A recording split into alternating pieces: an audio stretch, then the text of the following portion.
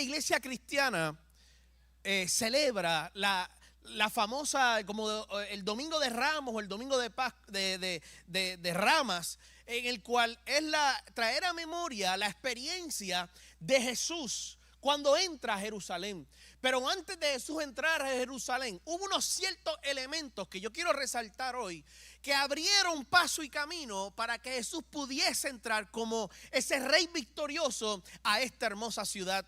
Y yo quiero que vaya conmigo hoy a Marcos capítulo número 5, versículo 22 en adelante, porque quiero dar lectura a una famosa historia que verdaderamente cuando uno la lee en la palabra, tiene tanta sustancia y tanto contenido que yo quiero compartir lo que Dios establece, lo que el autor Marcos establece en esta historia. Marcos capítulo 5, versículo 22 en adelante. El año pasado Dios nos dio la oportunidad de recibir un libro que nosotros escribimos hace unos años atrás. Y estuvimos aproximadamente año y medio trabajando con la estética del libro. Aquellos que estuvieron la última vez tuvieron la oportunidad de obtenerlo.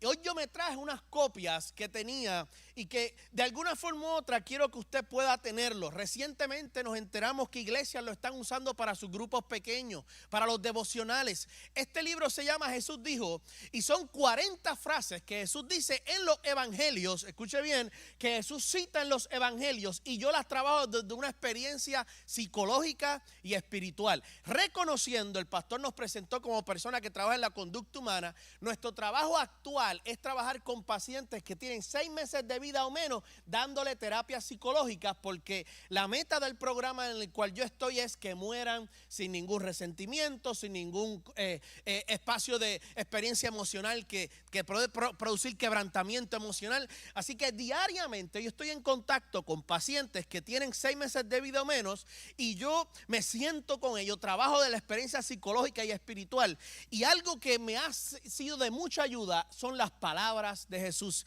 Así que este libro tiene el contenido son 40 días, un libro devocional que diariamente usted va a leer una frase que Jesús dice en los evangelios y a su misma vez vas a ver cómo esta frase se revela en el aspecto emocional y espiritual. Y al finalizar de cada día tiene todos los días un ejercicio psicológico.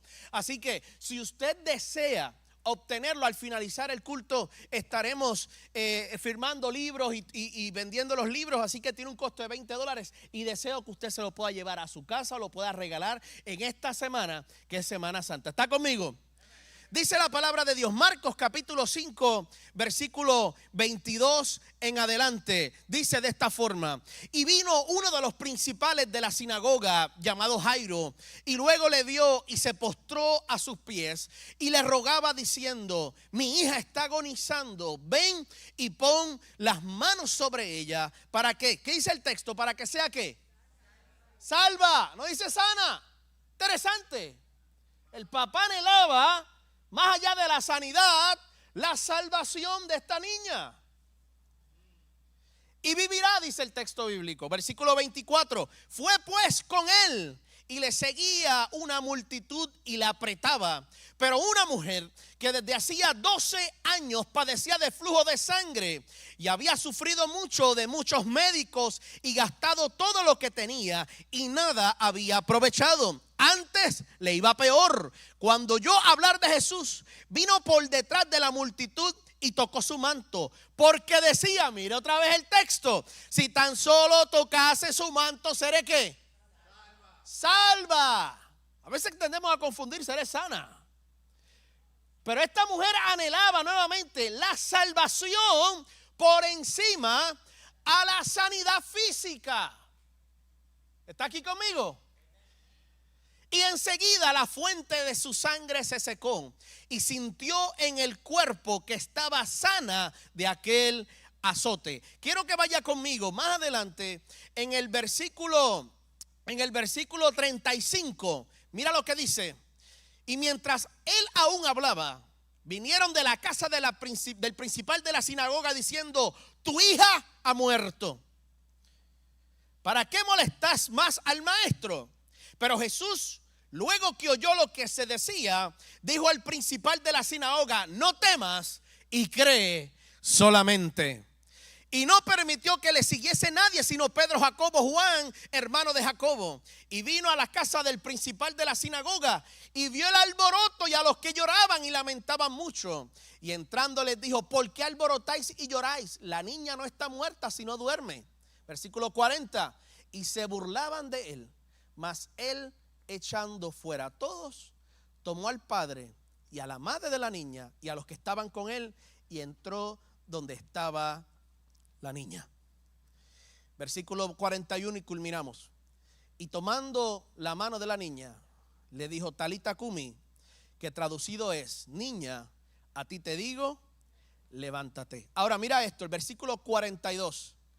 Y luego la niña se levantó y andaba, pues tenía 12 años, y se espantaron grandemente. Que el Señor añada bendición a su palabra, iglesia. Yo quiero hoy predicar bajo el tema: la sanidad que conecta el pasado con el futuro. Cuando miramos el texto bíblico de Marcos capítulo 5, nos damos cuenta que aquí hay dos historias muy importantes. El pedido de un hombre en el cual se acerca a Jesús. Este hombre representa el estatus de una sociedad de dinero. Este hombre representa el estatus de una sociedad donde lo reconocían por la labor que él hacía. El texto bíblico dice que este hombre era un hombre que trabajaba en la sinagoga, en lo que podríamos conocer como hoy en la iglesia. Pero en el tiempo bíblico la iglesia tenía una autoridad no tan solo espiritual, sino una autoridad social y política. Y este hombre sabe que Jesús estaba por el camino de él y se le acerca con una necesidad. Y la necesidad de este hombre era que tenía a su hija en ese momento, cuando se le acerca a Jesús, que estaba muriendo, estaba enferma. Y el deseo de este hombre no era que Jesús la sanara. El deseo de este hombre era que Jesús la salvara. Y uno que está en los zapatos de papá y mamá,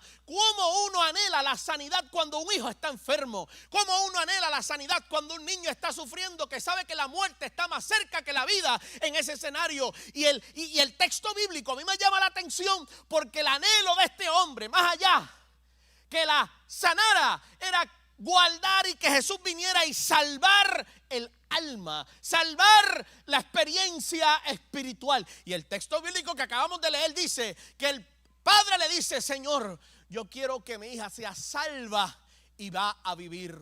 ¿Qué había en la cabeza de Jairo? Este hombre llamado Jairo, que sabía que cuando Cristo venía a salvar, en este caso a su hija, la salvación iba a tener una consecuencia, y era que iba a vivir. Y yo tengo que detenerme aquí, porque acabamos de leer que esta niña, ¿cuántos años tenía? Ayúdame, ¿cuántos años tenía esta niña? 12 años. Y en el transcurso, cuando Jesús va a caminando a casa de este hombre para sanar a aquella niña, se le acerca una mujer. La mujer famosa del flujo de sangre. Y el texto bíblico dice: ¿cuántos años tenía esta mujer? Dígame. 12 años de enferma. Lo que me llama a entender es que aquí hay dos realidades distintas. Una mujer que llevaba 12 años enferma y una niña que tenía 12 años de vida. Y esto significa, mis amados, que el mismo año que hubo celebración en casa de Jairo por el nacimiento de una niña, fue el mismo año en la casa de esta mujer que comenzó el tiempo de sufrimiento. Mientras Jairo celebraba el nacimiento de su hija de aquel tiempo, 12 años antes de esta historia, había nacido una hija. Festividad en la casa, festividad en la ciudad. Había nacido una niña, y en el tiempo bíblico el nacimiento de un niño, de una niña, hablaba de un legado, de las experiencias de sellar el legado de aquel hombre, de aquella mujer. Así que me llama la atención, porque mientras en la casa de Jairo había celebración, mientras en la casa de Jairo había alegría hacía 12 años atrás, mientras en la casa de Jairo había festejo porque había nacido una niña, era el mismo año donde esta mujer sufría el diagnóstico de una enfermedad que no se podía curar. Y a mí me llama la atención esto, porque mientras en casa de Jairo se celebraba una vida, en otra casa se lloraba una enfermedad y una vida. Pero Jesús llegó al escenario donde ambas historias se encuentran. Jesús llegó al escenario donde ambas historias emergen de una experiencia para un futuro sobrenatural.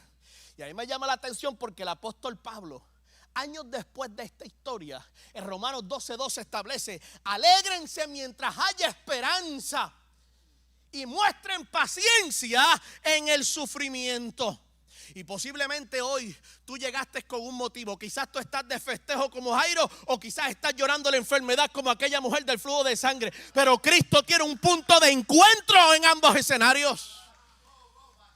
Cristo tiene un punto de encuentro. Jairo representa la esperanza y la mujer representaba la paciencia en el sufrimiento. Y posiblemente tú llegaste a esta casa hoy, Domingo de Ramos, con una idea de cómo puede ser tu futuro. Quizás tú estés en una etapa de celebración, de gozo, donde la cosa se pinta bien, donde te da un poquito de temor porque tú dices: es que esto está muy bien para ser realidad. Y quizás haya otra persona a tu lado que está sufriendo la enfermedad, está sufriendo un divorcio, está sufriendo la soledad, está sufriendo la crisis económica. Pero Cristo nos hace encontrarnos en la iglesia como ambas historias, donde le da valor.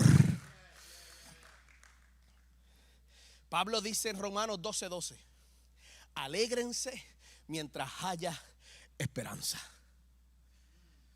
Yo me tengo que alegrar mientras mi fe siga viva. Aunque esté menguando, todavía mi fe está viva. Aunque esté struggling en mis aspectos de fe, en mis experiencias espirituales, hay algo que me llama motivación. Es que mientras tenga fe, tendré motivos para alegrarme, independientemente de lo que estoy pasando hoy.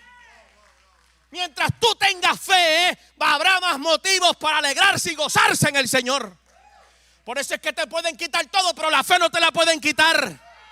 Por eso es que puede venir cualquier temporada, pero la fe sigue intacta en Cristo Jesús. Porque mi fe no está cimentada en lo que mis ojos ven, sino en lo que Cristo hizo por mí en la cruz del Calvario. Por eso yo te vengo a dar una inyección de fe. Mientras tengas fe, celebra. Mientras tengas fe, alégrate en medio de tu temporada. Pablo dice: mientras haya esperanza, alégrate. Sin embargo, en ese mismo versículo 12:12 de Romanos, dice: muestren paciencia en el sufrimiento. La paciencia es la virtud de saber esperar en Dios. La realidad del caso es que cuando uno hace una comparativa entre las temporadas de alegría y las temporadas de sufrimiento, en nuestra mente natural pareciera ser que el sufrimiento dura más que una temporada de alegría. ¿No te ha pasado eso?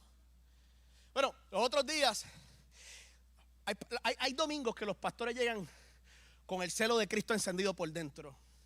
Y había un hermano en la iglesia que siempre que yo le decía: hermano, ¿cómo tú estás? Y él me dice: sobreviviendo.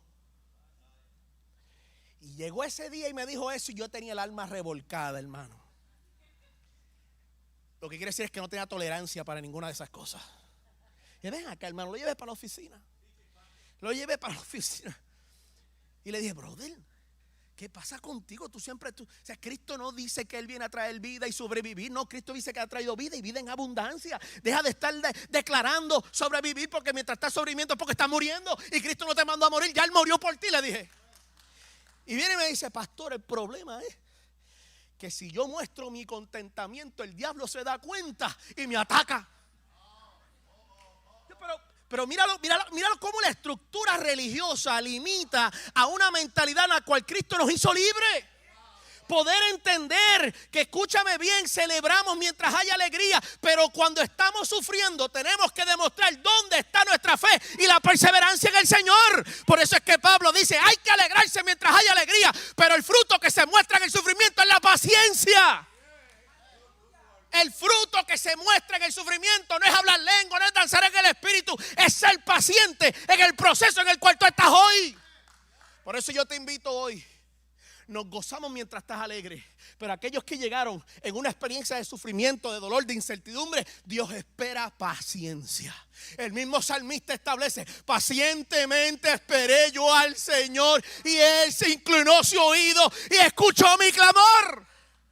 Comprender que la paciencia es un símbolo de una madurez en el espíritu y la virtud de confiar en el Dios que me dijo que voy a salir de esta crisis.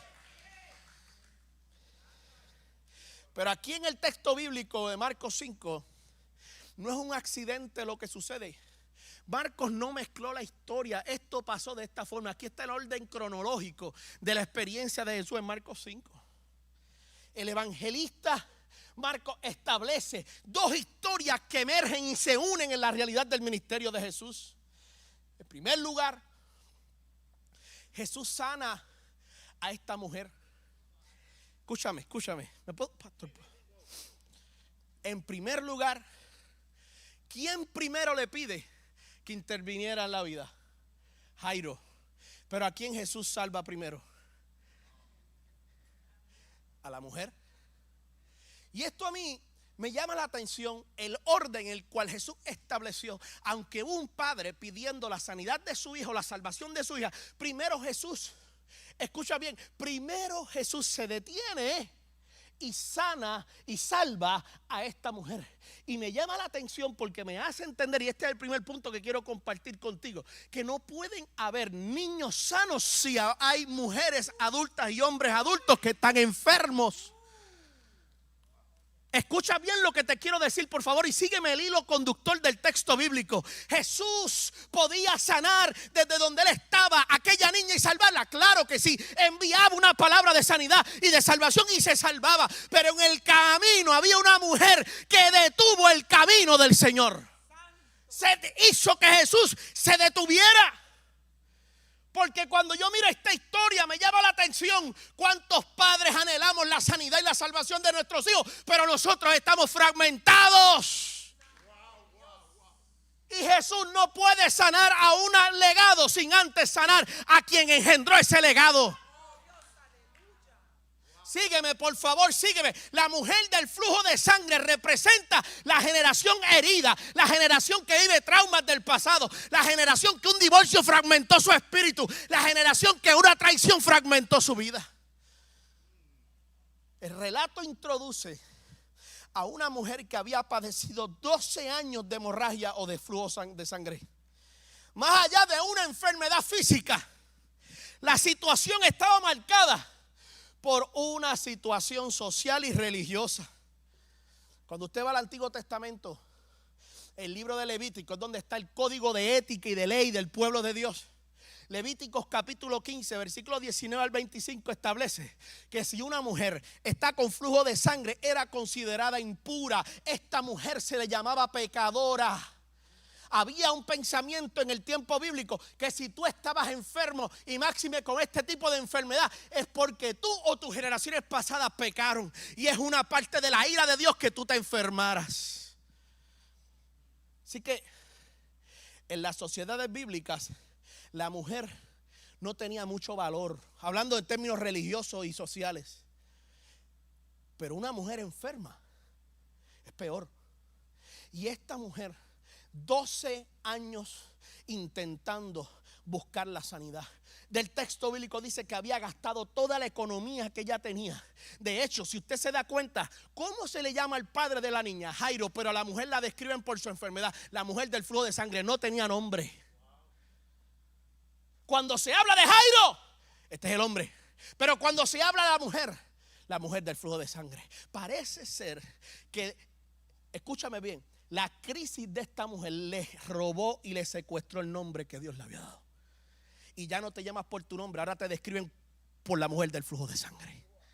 La mujer depresiva, la mujer divorciada, el hombre solo, el hombre de mal carácter. Tal parece que las sociedades nos gusta que les describan o tiende a inclinarse la vara a describir la gente no por la virtud, sino por la experiencia y proceso en el que están. Y esta mujer establece, que el texto bíblico establece que esta mujer tenía un flujo de sangre, era impura y esta condición implicaba un aislamiento social, una limitación en la vida religiosa y constantemente la sensación de ser excluida por tener esta enfermedad. Y esto refleja el agotamiento de quienes hemos buscado respuestas y aún no las hemos encontrado. Sin embargo, esta mujer toma una decisión importante. en medio del gentío que había siguiendo y alrededor de Jesús, ella dijo: yo me quiero acercar a Jesús. Y la fe de esta mujer expresó en su interior: si tan solo tocase el borde del manto, seré salva. Qué experiencia tan poderosa. Qué experiencia tan hermosa. Más allá de ella buscar la sanidad física, ella anhelaba algo que los doctores no podían dar, y era la sanidad de su alma. Era la restauración de su identidad. Era lo que ella lo que representaba en el espíritu. Ella quería ser restaurada en esa área. Ahora, el texto bíblico dice que ella anhelaba tocar el borde del manto de Jesús. Pero mi pregunta es: ¿por qué el borde? ¿Por qué no la mano? ¿Por qué el borde? ¿Por qué no un pie? ¿Por qué el borde del manto de Jesús? Y yo te tengo la respuesta, y esto está extraordinario. Porque en el Antiguo Testamento, basado en Números 15, 38 al 39, sígueme para que tú puedas entender. El borde de los mantos de los maestros tenían las promesas y los 10 mandamientos. Cuando usted se ponía un manto de maestro, usted iba a ver como unos flecos, como unos hilos que sobresalían ese borde. Y esos hilos reflejaban y traían a memoria el pacto que Dios hizo con el pueblo en Éxodo, de que lo iba a libertar, de que lo iba a prosperar, lo iba a hacer libre en el espíritu, lo iba a hacerle prósperos espiritualmente y económicamente. Y esta mujer sabía que el borde del manto de Jesús, aunque quizás tenía polvo del caminar, guardaba una promesa grande en su vida. El deseo de esta mujer tocar el borde del manto no es porque no tenía autoridad de tocar la mano de Jesús, es porque ella sabía que ese borde estaba la identidad, en ese borde estaba el Dios de Israel, en ese borde estaba el Dios que había pactado con el pueblo. Estaban los 10 mandamientos. El borde del manto del maestro representaba los 10 mandamientos, los pactos y las promesas que Dios había hecho en el Antiguo Testamento.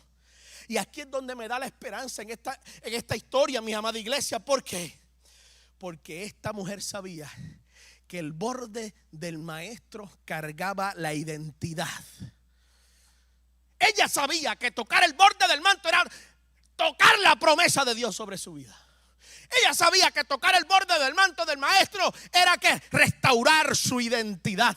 Ella sabía que tocar el borde del manto del maestro era recordarle a Dios que todavía había una promesa que, aunque no veía, seguía creyendo en ella. Y yo te vengo hoy a decir que tu posición, que tu circunstancia, que lo que tú estás viviendo te invita a tocar, a anhelar tocar ese borde del maestro. Cuando miramos el texto bíblico y ella toca ese borde, Jesús la llama hija. No le dijo: una mujer enferma me tocó.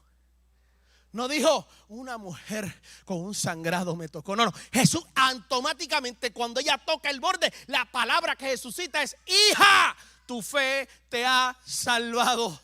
La experiencia de reconocer que no solo tocar el borde del maestro significa restauración de un cuerpo físico, sino que su identidad fue restaurada. Y quizás la depresión te dice que tu identidad ya ha sido olvidada, que tú te olvidaste, que Dios se olvidó de ti, que ya no te llama restaurado sino dividido, divorciado, mujer pobre. Pero hoy Dios te acuerda que ante la estructura que tú estás viviendo y los procesos, Él te sigue viendo como una hija y un hijo del Señor, que aún lo que te pasa sigue siendo un hijo y una hija de Dios.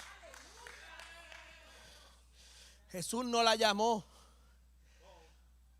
por su enfermedad, la llamó por su identidad. Tú eres hija. Aunque el mundo te conozca por tu condición y tu proceso, tú seguirás siendo mi hija. Aunque el mundo te conozca por tu pasado, tú seguirás siendo mi hijo. Aunque el mundo te conozca por las crisis que has vivido y has dejado atrás, tú seguirás siendo mi hija y mi hijo. Cuando uno va a la presencia de Dios, la identidad se restaura. La identidad se nuevamente comienza a tomar forma en ella, en el llamado que Dios tiene. Así que la mujer del flujo de sangre representaba la generación herida. Representa la generación de adultos que tienen hijos en su casa, que tienen un matrimonio que está a punto del divorcio, que tienen una economía que está a punto de una bancarrota, que tienen un pasado que todavía los persigue, que tiene incidencia en la toma de decisiones que han tomado hoy o que tienen que tomar cercano en este tiempo. La mujer del flujo de sangre representa esa generación que ha sido marcada y ha sido marginada por su pasado y por su condición actual. Mientras que la hija de Jairo representa una generación en crisis. Una generación en crisis. Mira esto. Mientras ocurre la sanidad de esta mujer, la niña muere. ¿Qué hubiese pasado si Jesús no se hubiese detenido por el toque de esta mujer? ¿Está aquí conmigo?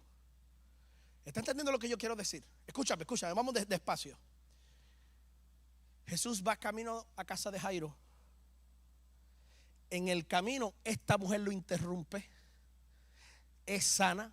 Jesús tiene una conversación con ella y en medio de esa conversación viene alguien de la casa de Jairo y le dice a Jesús: esta niña ya murió. ¿Qué hubiese pasado por la cabeza de Jairo si no hubiese sido por esta mujer? Mi hija no hubiese muerto. Si esta mujer no hubiese interrumpido el plan que Jesús tenía, no hubiera muerto mi hija. Yo no sé lo que pasó por la cabeza de Jairo. Lo que yo sí sé fue que esta niña murió mientras Jesús sanaba a otra. Y ahí me llama la atención, porque el pedido de Jairo era que la salvara porque estaba muriendo. Pero Jesús no quería sanarla, quería resucitarla. Y a veces nosotros pedimos cosas y sentimos que se atrasan, pero es que Dios quiere algo mayor. Jairo le pidió la salvación para que viviera. Jesús quería la muerte para resucitarla. Sígueme, por favor, sígueme. Que esto así funciona el reino, no con mi lógica ni mis cálculos. Funciona desde otra perspectiva. Jairo vino y la petición de Jairo era: Señor, salva a mi hija para que viva. Pero Jesús quería que muriera para resucitarla. La petición de Jairo, escúchame, papá y mamá que llevan mucho tiempo para que Dios intervenga en la vida de ella y tú sientes que Dios se ha olvidado, es que Dios quiere hacer algo más allá de lo que tú estás pidiendo y estás esperando de Dios. Alguien que reconozca y reciba esto en el nombre del Señor. Jairo vino pidiendo que Jesús la sanara y la salvara, pero Jesús quería que muriera para resucitarla. Y nosotros como padres a veces nos convertimos un poco desesperados para que Dios opere en la vida de nuestros hijos y de nuestra familia. Pero sabe que tu petición no es que está mal dicha, es que tu petición va a responder a un propósito de Dios mayor a lo que tú pides. Por eso es que yo te invito hoy a que celebre que aunque lo que estás pidiendo no lo estás viendo, es porque Dios tiene algo mayor a lo que tu lógica natural está estableciendo.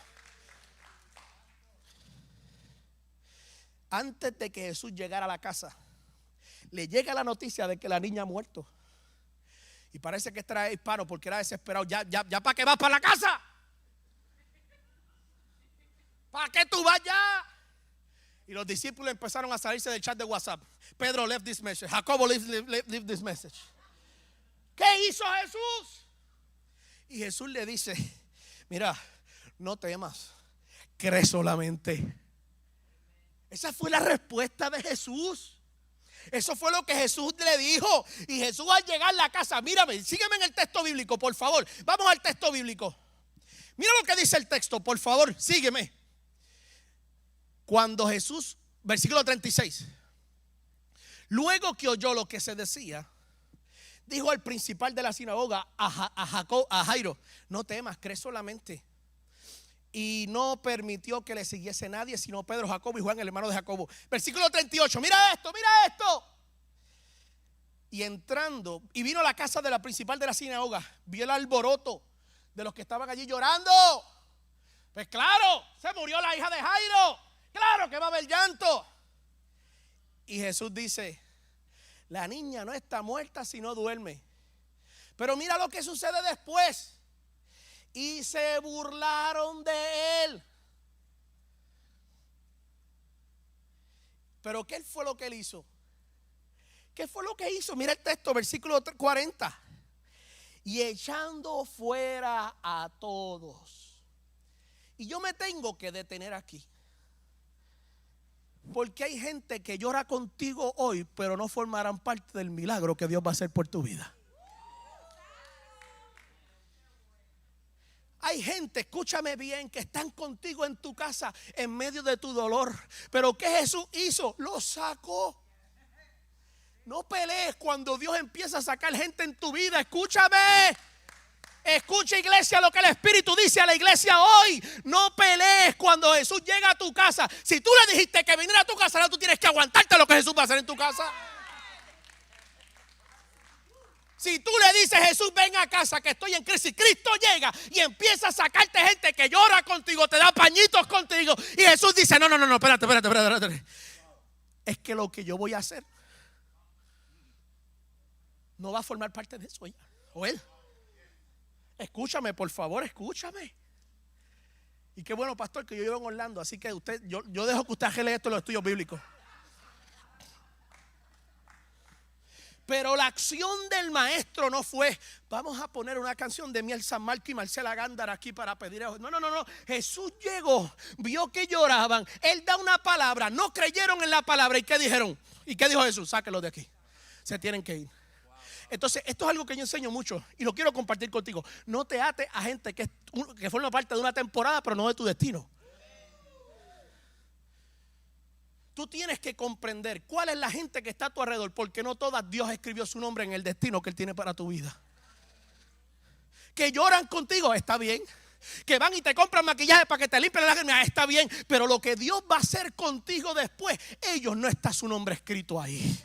Y tú tienes que comprender que cuando tú invitas a Jesús a que llegue a tu casa, y la casa no tan solo es los 4 bloques o el apartamento que tienes, sino tu corazón, a tu vida, Jesús va a empezar a limpiar lo que está ahí. Mira, escúchame, lo que son parte de ti, sí. Mira, lloran contigo, sí. Te dicen vamos a orar, sí. Pero lo que Cristo va a hacer después, I'm sorry, baby, no puede. No vas a estar en el chocolate caliente de la resurrección. No. El pan, no vas a comer pan con mantequilla ni nada de eso. Porque Jesús entró y sacó a todos los que estaban allí llorando. Y el texto bíblico dice que Él se llevó a los 3 discípulos que estaban con Él y al papá y a la mamá de aquella niña. Más nadie. Y yo vengo hoy a decirte que rompas ataduras de personas que forman parte de una temporada pequeña, pero no del destino que Dios tiene para ti. Pastor, yo la amo, está bien, pero porque la amas, tomas la decisión de seguir a Cristo. Pastor, es que han estado conmigo 5 años, está bien, hónralos, pero dice, hasta aquí llegué, sigo mi camino. Escúchame, mis amados hermanos y hermanas, yo vengo hoy a decirte que en nombre del Señor, escúchame por favor, no me juzgues, sino que tú tienes que entender, esto es palabra de Dios sobre tu vida, que Dios te está hablando. Tú sabes la gente que está al lado tuyo, que te está contaminando y su llanto está alimentando más tu dolor. Que sus llamadas alimentan más tu dolor que tu restauración. Que sus mensajes de texto alimentan más tu dolor que tu restauración. Que su compañía alimenta más tu sufrimiento a tu restauración. Y la mente es tan poderosa. De hecho, hay estudiosos teóricos de psicología que establecen que la mente es capaz de ajustarse al sufrimiento. La mente es capaz de hacer del sufrimiento su normalidad. Por eso es que Cristo tiene que entrar. Porque la mente de nosotros no opera la mente que Dios estableció. Por eso es que tenemos que tener la mente de Cristo, para que haya una limpieza de pensamientos y emociones, para que la mente se incorpore en mi vida y pueda ver con claridad lo que Dios quiere hacer. Pero el texto bíblico en el versículo 40 establece que cuando Él entró en aquella casa, vio que se burlaban y lo sacó a todos. No llores por la gente que ya no te contesta. No llores por la gente que ya no te escribe. No llores por la gente que ya no te invita al café. No llores es que fue mano de Dios, no fue tu carácter, fue el Señor quien comenzó a limpiar el escenario, porque después de esa limpieza viene una resurrección. Y yo no sé si tú celebras eso conmigo, pero yo celebro. Gloria a Dios por lo que estuvieron conmigo ayer, pero gloria a Dios por lo que Cristo va a hacer en mi vida y mi familia. Gloria a Dios por eso. Gloria a Dios por eso. Gloria a Dios por eso. Así que Jesús le dice, Talita Kumi, que significa niña, levántate. Y el texto bíblico dice que de inmediato la niña se levantó. Y esta escena revela la autoridad de Cristo sobre la muerte. Refleja la restauración del futuro hacia una nueva generación. La hija de Jairo son tus nietos. La hija de Jairo son tus hijos. La hija de Jairo son tus futuros nietos. Esa es, pero la mujer del flujo de sangre somos nosotros. Y tú tienes que mirar qué es lo que está fragmentándote espiritualmente, para que tú no pases esa fragmentación a lo que Dios te ha dado sobre tus hijos y tus nietos. Te voy a hablar claro. Se me quedó lo que yo iba a traerte hoy, se me olvidó. Pero yo iba a traerte, usted sabe, las luces de Navidad. Cuando llega noviembre, los hombres nos convertimos en expertos quitando los enredos de esas luces. Pero una de las cosas que mi esposa y yo hacemos antes de ponerlas en el lugar donde van, ¿qué uno hace? Verificar que prendan todas. Porque imagínate usted treparse al techo de su casa y no te prenda. Pero ¿sabe lo que me pasó esta Navidad? Y esto es cierto, esto no es invento ni nada. Esta Navidad del 25 me pasó algo. Y me di cuenta que había un grupo de luces que no prendía. ¿Y qué uno hace? Empieza a intentar acomodar para ver qué pasó. Usted conoce lo que pasa con las luces de Navidad, ¿cierto? Pero es una la que produce que las demás no se prendan. No es que el sistema de corriente está mal, es porque hay una que no sirve. Y la consecuencia de esa que no sirve, las que están alrededor no prenden. Y la mujer del flujo de sangre representaba aquella luz de Navidad que usted tiene que no sirve y por consecuencia no prende lo que está alrededor. El problema no es la conexión ni lo que está dentro. El problema es, escúchame bien, una sola luz que su debilidad o su enfermedad impacta que las demás brillen. Y nosotros en nuestra vida como familia, como jefes y jefas de familia, somos esa bombilla que las demás dependen de nuestro brillo y de nuestro alcance. Y esta mujer Jairo no podía esperar que las demás generaciones estuvieran brillando cuando su propia generación estaba enferma y no permitía que la energía del reino de Dios corriera generacionalmente. Escúchame, el problema no es un ataque del diablo, el problema eres tú. No es que el diablo se está llevando a tus hijos, es que tú los estás llevando con el diablo también. Ouch, pastor, nuevamente vivo a 2 horas de aquí, usted arregla esto. Pero el orden de los milagros es un relato extraordinario. Jesús sana primero a la mujer y luego resucita a una niña. La sanidad del futuro está conectada a la restauración de la generación anterior. La mujer representa la generación que ha sufrido durante años sus heridas, el desgaste emocional, su cansancio laboral. Refleja las experiencias acumuladas de una generación que ha atravesado procesos difíciles.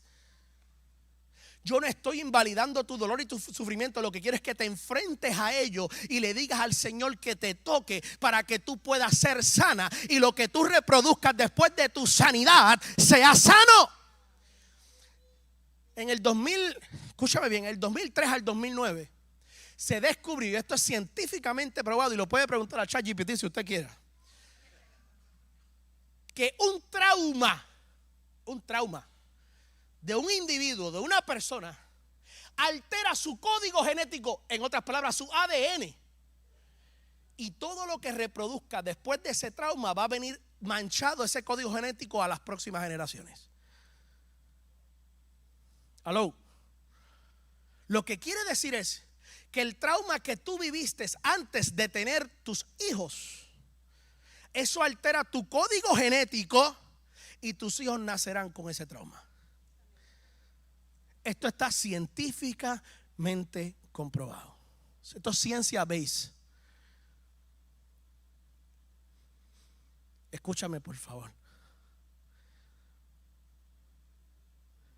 Escúchame, por favor. Y quiero todo con mucho despacio para que usted piense en las experiencias traumáticas que tú viviste antes de tener tus hijos o tu familia. La ciencia dice que eso no se puede curar. Y literalmente es una mancha que altera el código genético. Y esa mancha altera toda la composición emocional y neuropsicológica de la generación que tú reproduces después de ese trauma. Por ejemplo, si tú como niño viviste una experiencia traumática, todo lo que tú reproduciste después de eso, hablando en genes, tus hijos, tus hijas van a venir con esa experiencia. Hay un libro muy famoso que se llama Este trauma no es mío, y literalmente establece y habla de eso que estoy diciendo hoy. Y la ciencia dice que esa mancha no se puede borrar. Pero mi fe establece que no hay nada que la sangre de Cristo no pueda lavar. No hay nada que aquella sangre que fue derramada en la cruz del Calvario, escúchame, mis amados, ninguna mancha es más poderosa que el poder de la sangre de Cristo que fue vertida en la cruz del Calvario. Por lo tanto, nosotros en la iglesia le llamamos maldiciones generacionales. En la ciencia le llaman un ADN manchado por un trauma. Pero gloria a Dios porque la sangre de Cristo quebranta toda cadena de maldición generacional. Escúchame, yo vengo hoy a decirte que quizás tus hijos están viviendo los traumas que tú tuviste, pero la sangre de Cristo hoy puede abrazarlos y restaurarlos y puede darte un código genético nuevo para que tus hijos ni tus próximas generaciones sean malditas por el trauma que tú viviste en el pasado.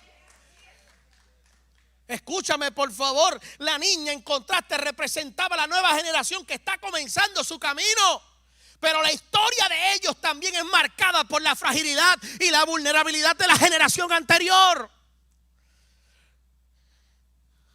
El texto bíblico, y ya estoy terminando. Soy pentecostal, tengo que decir 3 veces, estoy terminando para terminar de verdad. El texto bíblico a mí me enseña algo. Es que Dios no es un Dios de generación.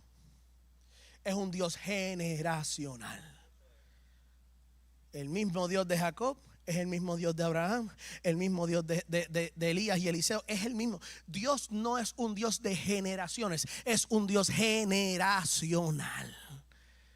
El mismo Dios que llamó a mi papá es el mismo Dios que me llamó a mí y el mismo Dios que llamará a mis hijos al ministerio. Eso lo hace la vida de fe, y esta dinámica revela que Dios no se enfoca solamente en una generación específica, sino que Él trabaja restaurando las generaciones que se entretejen en la historia para la vida de comunidad y la iglesia. El mismo Cristo que sanó a la mujer del flujo de sangre es el mismo Cristo que resucitó a la niña de Jairo, y es el mismo Cristo que continúa obrando en la iglesia de hoy, en este tiempo, para tu familia. Por eso hoy yo vengo a decirte que en el nombre de Jesús, el relato de esta mujer del flujo de sangre y la hija de Jairo revela una verdad muy extraordinaria. Y es que Jesús no tan solo sana individuos, sino también es capaz de sanar historias y restaurar historias y conectar esa historia a las próximas generaciones.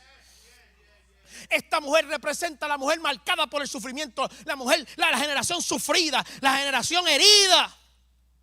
Pero la niña representa un futuro que humanamente parece frágil, pero cuando Cristo viene a interrumpir la historia, cambia ese futuro para bendición y gloria.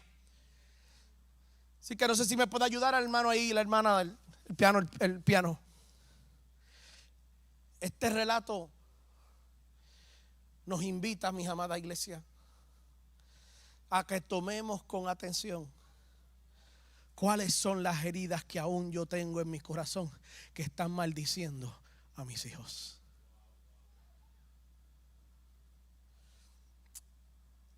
Escúchame, por favor.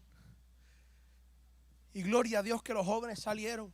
Estoy hablando con los papás y la mamá y los hombres y mujeres de familia. ¿Cuáles son las heridas que aún todavía sangran en tu corazón, que alteran tu carácter y tu paternidad y tu maternidad para bendecir a tus hijos? escúchame, tú quizás llevas mucho tiempo orando para que Dios cambie a tu hijo, pero antes de eso Jesús te quiere cambiar a ti primero. El milagro viene de seguro, pero que Dios quiere trabajar contigo primero. Dios quiere restaurarte a ti para que tú tengas una generación sana y restaurada. Hello, escúchame por favor. Y te lo digo con urgencia porque el diablo no juega con tus hijos ni contigo. El diablo tiene un objetivo y Jesús lo describe en el Evangelio de Juan. El diablo viene a matar, hurtar y destruir. Ese es el plan del enemigo sobre tu familia. Pero hoy Dios te está acordando, escúchame, que para hacer defensa, para hacer resistencia, tiene que haber columnas en la casa que eres tú, que están sanas y restauradas.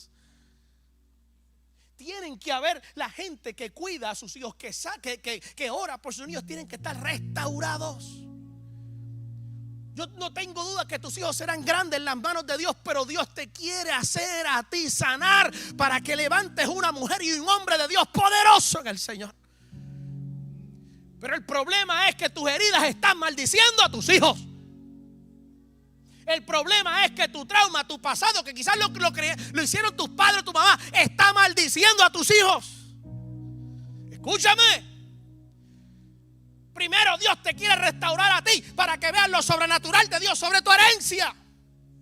Pero hoy Dios te llama. Y así como el pueblo gritaba, sálvanos, hosana el que vive y el que reina y el que entra. Jerusalén en el tiempo bíblico representaba el corazón de Dios. Por eso es que Jesús entró ahí. Y tu Jerusalén es tu casa. Y el pueblo recibió a Jesús con ramas, con júbilo. Pero a veces perdemos de perspectiva. Lo primero que Jesús hizo cuando entró, llegó al templo y revolcó las mesas. Eso fue lo primero que Jesús hizo. Le dijo al GPS, al burrito, tan pronto entra a Jerusalén, me llevas al templo.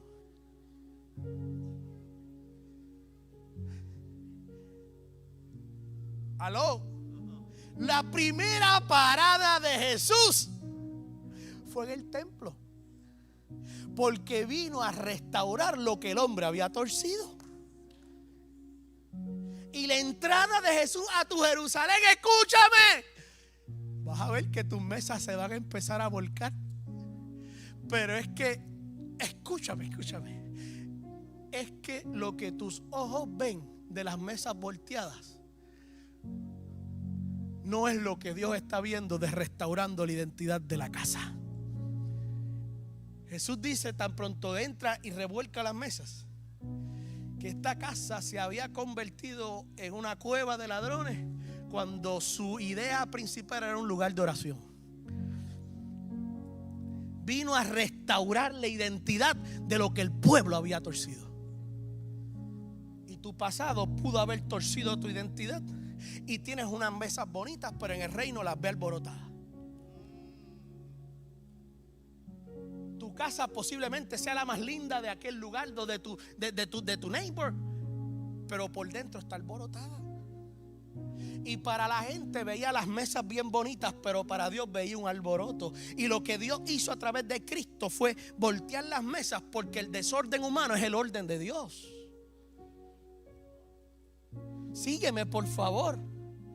Yo celebro la entrada de Jesús a Jerusalén, pero me tengo que, amarrar bien los pantalones y los zapatos, porque Cristo va a venir a revolcar las mesas que tenemos bien acomodaditas. Cristo va a venir a revolcarlo. Pero no es un revuelto para herir, es un revuelto para restaurar. Aló, escúchame, por favor. Yo te estoy profetizando que cuando Cristo entre en la casa, tú humanamente puedes sentir como que hay un descontrol, como que hay vientos contrarios. Pero es que esos vientos y ese descontrol humano está organizando la identidad del llamado que Dios te ha dado. Por eso es que cuando Jesús entró, botó a la gente que no hacía falta en esa casa. Por eso es que cuando Jesús entró a la casa de Jairo, sacó a la gente que no hacía falta en esa resurrección.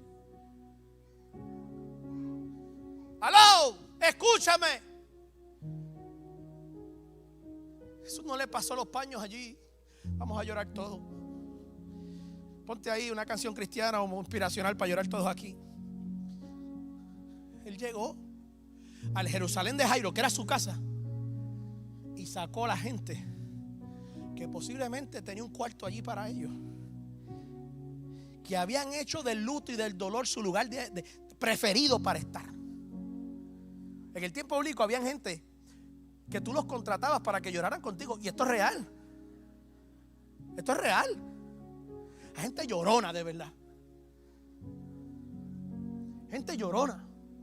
Pero yo vengo hoy a decirte que cuando Jesús entra a la casa, Él viene a sacar la gente que tú amas, que tú quieres, pero si no forman parte del plan divino, las va a sacar. Las va a sacar. Hace unos años atrás, para terminar, la segunda vez que lo digo, uno como pastor va a hospitales, predica en velorios. Me llamaron, yo no conocía a la persona ni a la familia, pero por referencia me llamaron para que fuera a dar una predicación a un velorio. Así que llegó el pastor allí, me tenía un asiento separado junto a mi esposa, y yo miro a aquella muerta mujer y empiezo a llorar. Y cuando se acaba el culto, mi esposa me dice: ¿tú conoces a esa mujer? Yo no. Pero los ambientes contagian a la gente que entra. Y como yo vi a todo el mundo llorando, a mí me dio con llorar también. Pero la realidad es que yo no conocía a aquella mujer que yo estaba predicando a su familia. Pero el ambiente contagió mi espíritu y empecé a llorar. Y Dios va a sacar gente que crea ambientes de dolor y sufrimiento en tu vida que no formarán parte del milagro que Él va a hacer. Porque precisamente empezaron a burlarse cuando Jesús dijo: ya está durmiendo, ya no está muerta. Y empezaron a burlarse. Yo me imagino los TikTok live: miren a Jesús aquí diciendo que va a resucitar, y que Jesús lo sacó de la casa, porque no están capacitados para ver el milagro que Dios va a hacer y que iba a hacer sobre la familia de Jairo y la mamá. Y yo vengo hoy a decirte en el nombre del Dios Trino que en medio de los sufrimientos y los procesos de duelo y de dolor que tú estás viviendo, aquellos que lloran contigo no serán parte, todos los que están allí, de lo que Dios va a hacer en la vida tuya. Por eso hoy yo te invito a que tú permitas que Jesús entre a tu casa, que saque la gente que no pertenece en tu casa, y tú comiences a disfrutar de la bendición de ver la resurrección de una promesa que Dios te había entregado a tu vida y quizás tú habías olvidado o habías enterrado.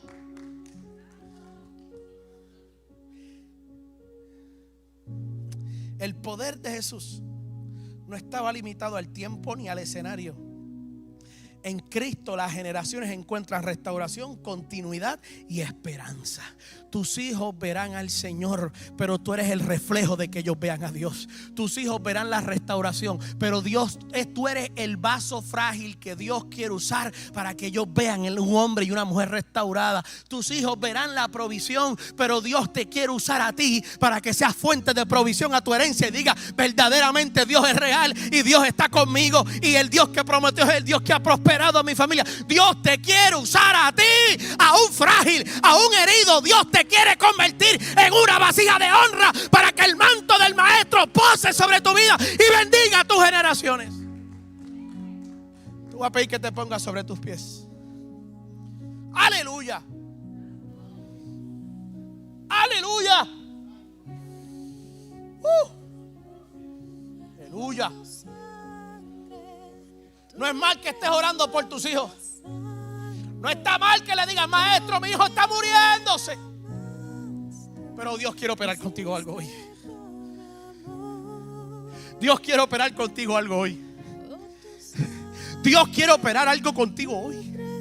Y yo voy a hacer un llamado en esta tarde. Escúchame, a mí me apasiona orar por la gente. Eso me apasiona.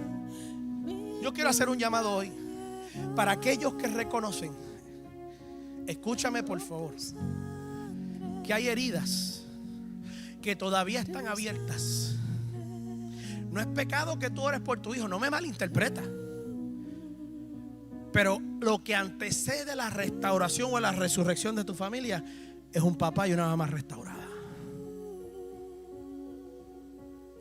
Y yo quiero hoy orar por aquellas familias, matrimonios, padres, madres solteras que están levantando una familia, pero reconocen que hay heridas en su vida que le impiden confiar, que le secuestran la esperanza, que secuestran la felicidad.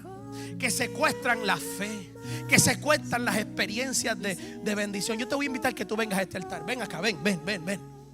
Aquellos que hoy deciden pararse en la brecha por sus hijos y reconocer que aún Dios tiene que trabajar conmigo y mi familia para que mis hijos sean levantados, para que mis hijos sean resucitados, para que mis hijas sean bendecidas por mí. ¿Dónde está aquella hombre y aquella mujer que clama por sus hijos? Venga a este altar.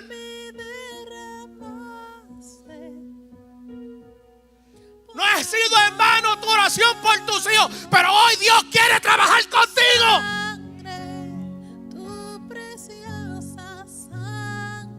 No ha sido en vano, pero hoy Dios quiere operar contigo.